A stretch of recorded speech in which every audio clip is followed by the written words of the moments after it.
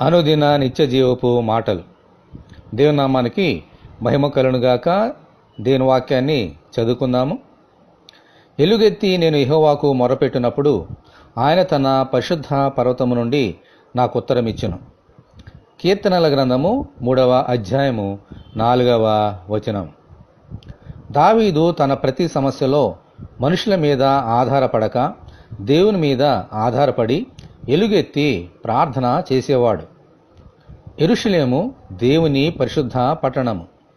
ఆ పట్టణంలోని సియోను పర్వతము పరిశుద్ధ పర్వతము.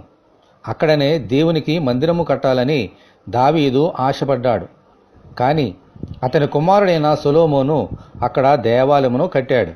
దేవునికి స్తోత్రము కలుగునుగాక. ఆమేన్. ఆ పరిశుద్ధ పట్టణంలోని ఆ పరిశుద్ధ పర్వతము నుండి దావీదు మొరను ఆలకించి దేవుడు అతనికి ఉత్తరము ఇచ్చేవారు. ఆ పరిశుద్ధ పర్వతం మీద ఉన్న దేవాలయము కంటే శ్రేష్టమైన మన ప్రభు అయిన యేసుక్రీస్తు మనకున్నారు. మన ప్రతి ప్రార్థనను యేసయ్య ఆలకించి మనకు ఉత్తరమిచ్చి ఆశీర్వదించి దీవిస్తారు. ఆమేన్, హల్లెలూయా.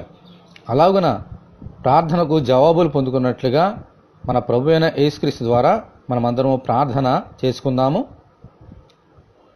ప్రభువా, మీ నామమున ఏమి అడిగినను అది మాకు దయచేస్తారని చెప్పిన మీకు వందనములు.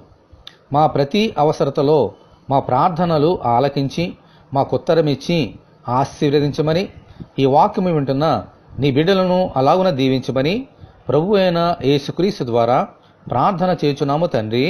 ఆమేన్. ప్రభు అయిన యేసుక్రీస్తు కృప మనకందరికీ తోడై ఉండి నడిపించునుగాక. ఆమేన్. పరిశుద్ధ దేవుని మందిరం.